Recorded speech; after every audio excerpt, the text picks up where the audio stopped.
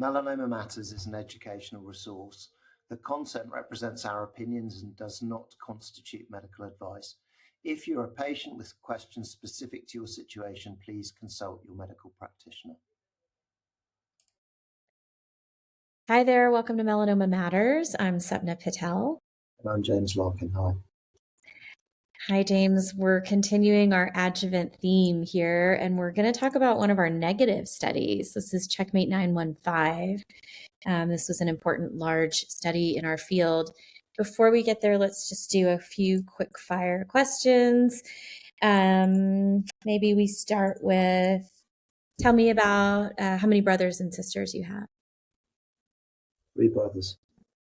3 brothers. Where so are I'm you? the oldest. Okay. Yeah. I'm the oldest. I mean, can't you tell? Can't one tell? That was a joke, really, because I'm not sure how easy it is to tell this stuff. But yeah, I'm the oldest of 4 boys, so kind of. But I don't think that comes across that I'm the little sister. No, I'm not sure how you could really tell. I was joking. Do you speak any languages other than English? Only badly, like enough Spanish maybe to order food. Actually, I went to Chile for a month. When was that? Just before I started my PhD, just after September the 11th, actually. So there was no one traveling from the US at all. It was immediately after that, and no one in Chile speaks English.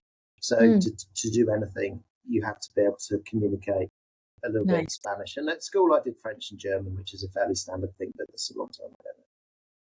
So you have bar and restaurant language skills. And transport, if you see what I mean. And getting a hotel room, that kind of thing. Very good. Is there a country you've not yet visited that's on your list? Oh, yeah, loads. That's probably a long list. There's a lot of places in South America I've been to that I'd like to go. Bolivia, maybe, for example. I've never been to Morocco, which is not far, but I really want to go to Morocco. And I've been to Southeast Asia a little bit, Japan a little bit, but I'd like to go there more as well. So it's just a long way, time zones, all that stuff. Yeah, let's make sure we plan some meetings in those locations. That'll be 2 birds with 1 stone sort of thing. Okay, so let's talk CheckMate 915. Can you tell people about this large adjuvant trial that was done? Yeah, I mean, maybe a word on background first of all. I mean, when the trial was conceived, we knew that anti-PD-1 monotherapy, I think, was a standard care for adjuvant treatment of melanoma, mainly stage 3 and to some extent stage 4 NED. And then the other bit is we know that Ipi, high dose Ipi, if you want to call it that, 10 milligrams per kilogram, also versus placebo in the EORTC 18071 trial, had shown actually a recurrence-free survival and overall survival benefit, which is obviously a little while ago now. So that's 2 relevant pieces of information. And I suppose the other relevant piece of information in principle is that in metastatic disease, we know that adding Ipi to anti-PD-1 with Ipi-Nivo clearly enhances efficacy. So in many ways, putting all of that stuff together, it's intuitively a reasonable thing to do to design a trial where one arm is Nivo monotherapy, which is this trial, and then the other arm is Nivo with the addition of Ipi. Big trial, 1,800. So I'll come back to Ipi dose in a minute because that's obviously the crux of the whole thing. But before I get there, so this is a big trial. I think 1,800 patients, something like that, reported. JCO, beginning of last year, 2023, Jeff Weber, lead author. And actually the headline before we talk about Ipidose, which maybe is back to front, but in any case, was actually there wasn't a difference for the experimental arm, the Ipi-containing arm, in terms of relapse-free survival. And actually they're very, very similar curves, really, it's almost superimposable. And so, yes, the Ipidose is, I think, the crux of this. So then to just go back to that a little bit, in advanced disease with the Ipi-Nivo regimen, the original dosing at least is Ipi 3 milligrams per kilogram every 3 weeks for 4 doses, which is the Ipi mono schedule as well. And so CheckMate 67, for example, that was how it was used. Beyond that, though, there have been various attempts, not just in melanoma, but other tumour types, and I'm thinking about renal cancer, lung cancer, and others, to see if the efficacy of IPI can be maintained whilst reducing the dose or frequency of administration. And that's the crux of this, I think. And so it turns out in CheckMate 915, the IPI dose was 1 milligram per kilogram given every 6 weeks. So really, and I think you do need to be a bit cautious about the concept of dose intensity with immunotherapy in general, but I'm going to say it. But if you think about how much IPI was actually given, let's say, in the first 12 weeks of this adjuvant trial, and then you compare it with the metastatic regimen, it really is a lot less. So maybe before coming back to that, I'll just say something about toxicity. And for me, the toxicity was fairly predictable. I think the Nivo mono arm behaved as expected, and then the Ipi-Nivo arm, you saw more toxicity. Not as much as you would have done, I don't think, with the Ipi 3 milligrams per kilogram every 3 weeks, but nevertheless more. So then the question, I think, about the efficacy is, well, hang on a second, would you have seen a delta on efficacy if you had given more Ipi more often? And that question is unanswered. But I think to that point, if you'd given more Ipi more often, you definitely would have seen even more toxicity still. So the question for me about this trial was always, what was the trade-off going to be? Because we knew that there was going to be more toxicity. And even if, let's say, there had been a delta on the upside for RFS, but actually you had a lot more toxicity, is that really something that you can justify in the adjuvant setting or not? So then that would have become a kind of regulatory question in the first instance. But even if there had been regulatory approval, I think a lot of us would be saying to ourselves, well, hang on a second, yeah, there is an upside here, but this is adjuvant. Can we really justify all this extra toxicity? So I was an author on the study, and my name's on the paper and everything else. So I have to stand by that. But if you like, those are my thoughts on the kind of the context and the bigger picture. I like the way you framed it. I used to do for the fellows, for former MD Anderson fellows, they will remember when they came through melanoma, I had a Jeopardy game we would play. It took me hours and hours to make this game board on PowerPoint, but I did it. I did it during the pandemic when we couldn't meet in person for didactic. And one of the questions was, what was the rate of deaths on EORTC 18071?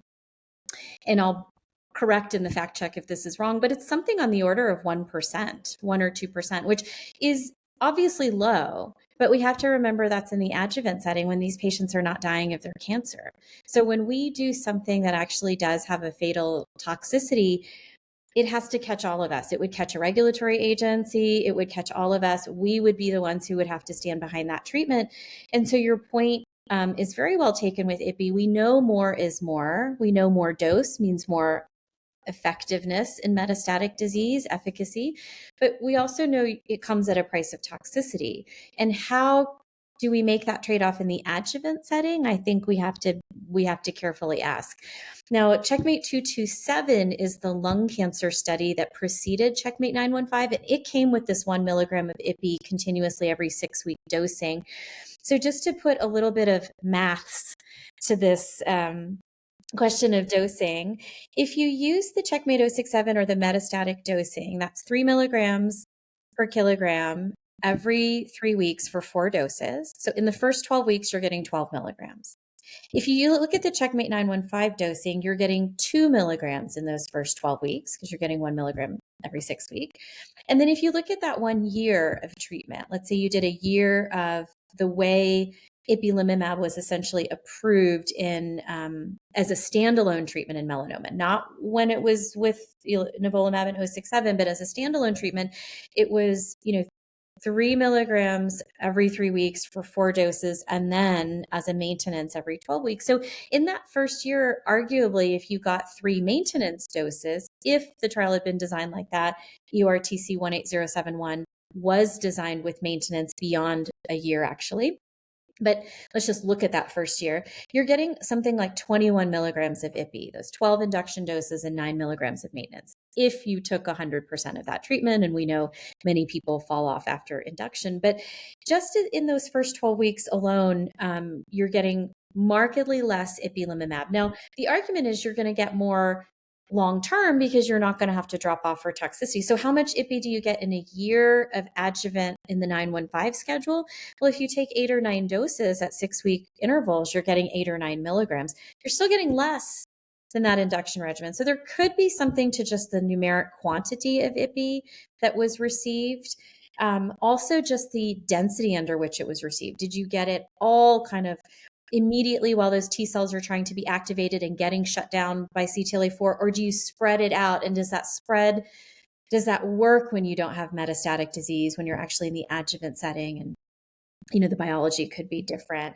So that's just a little bit of the maths that I wanted to put on it, that it is numerically less IPI. Yeah, no, and I mean, and I think Jason Luke alluded to this in the editorial as well. This whole idea about, and I don't think we know the answer to this still.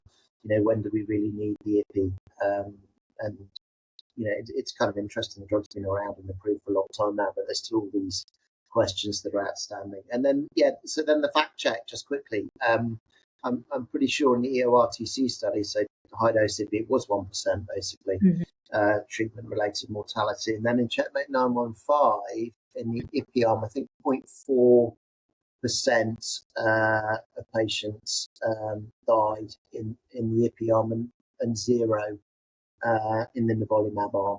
So that I guess that speaks to a few things. I would say, sort of in defense of some of this stuff, that I think as we've got more experience with using IPI and just more general experience managing side effects, we are collectively doing it more safely. But nevertheless, you cannot take away the fact, and I say this to patients in clinic, I'm sure you do as well, that actually with all of these drugs there is a risk of dying as a consequence of side effects. And then of course that's the balance. Did anything out for you as far as toxicity in this study? Did anything jump out? No, not really. I don't think so. I mean, I don't think there was anything really there that was unexpected or we hadn't seen before. But it kind of just leaves this big question, I think, still about IPI dose. I mean, I was just wondering if it's worth saying something about CheckMate 511 just in passing here, which is the sort of the relatively small randomized study of what you call conventional dosing IPI versus flip dose IPI.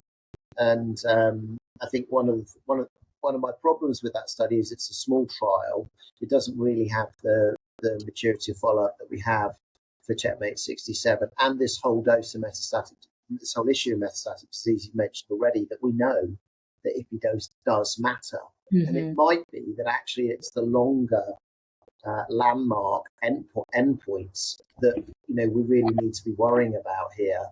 And maybe if you don't give enough IPI at the start, I'm talking about metastatic disease now, you might be compromising. And I have to say, I'm relatively, this whole question of flip dose IPI, it's popular in certain parts of the world.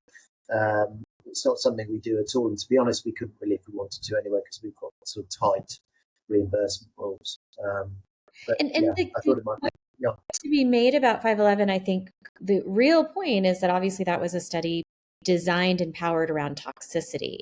So as much as we'd like to say those curves are superimposable, there's no difference in these two regimens. Saying that with a load of confidence when it's highly underpowered, you would need 2,000 patients really to tease apart the differences. And this was a 200 patient study, if even.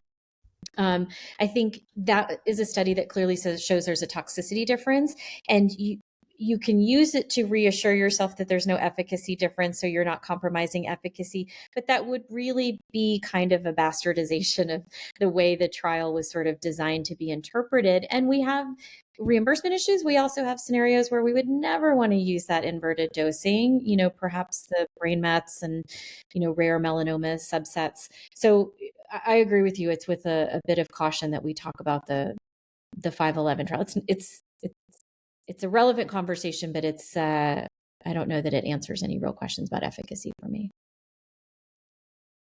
No, I mean, and maybe I should have given it both barrels there, and I didn't. But I mean, we knew before the trial had reported that it would show a toxicity difference. But I don't think there was any question. Yeah, okay, it quantifies it in a relatively small randomized trial. That's exactly the problem, that people were then looking at those surrogate readouts, early surrogate readouts for efficacy from a small trial, and they go, oh, hang on a second, maybe this is okay. When you actually, bearing in mind I've got a conflict of interest, but actually with CheckMate 67, you've got a decent sized trial with mature follow up with various caveats, which is, I think, some sort of benchmark anyway for survival, in 5 years plus. Yeah, exactly. So what's our takeaway with CheckMate 915? Well, important study, I think. As I think we say to each other quite a lot, I don't think we talk enough about negative studies, and I hope we'll be doing some more of that. I think it's really important because there's always this enthusiasm and kind of razzmatazz, if you want to call it that, about all these studies, and then they read out negative and then no one ever talks about them again. But actually, I think for trial design, patients as well, we need to try and think more and talk more about why studies are negative. So this study was negative. The addition of this low-dose Ipi regimen to Nivolumab in the adjuvant setting did not improve relapse-free survival. Toxicity was more as expected. And, still lots of questions out there, I think. And maybe, as a little segue at least, the neoadjuvant kind of model, as it were, is going to help us shed some light on some of these questions over the next few years, because this was 1,800 patients in this trial in adjuvant, and you know better than anyone, the neoadjuvant actually is a nice way potentially to try and get quicker answers to some of these things. Yeah, I agree with you. Neoadjuvant's a great platform for studying signals. Let me ask you a little bit about this negative. As you say, when we do a postmortem on negative trials, sometimes we need to ask ourselves, was this poorly designed from the beginning, or do we have the luxury of post hoc, kind of rear view, after the fact, retrospectoscope, as people say? I'm a little bit, I understood the rationale of 227 in lung cancer. I understood why maybe the sponsor would say, let's just be cautious with the dose of Ipi. But then even the Nivo doses don't line up, right? In the combination arm, it's 240 of Nivo every 2 weeks. I think it continues like that throughout the study. And then the Nivo monotherapy is 480. I mean, we feel comfortable as much as we can with that. But it means you have a heavier touch with your combination patients. They're coming more often. You're going to see them more often. Maybe you even pick up toxicity more often.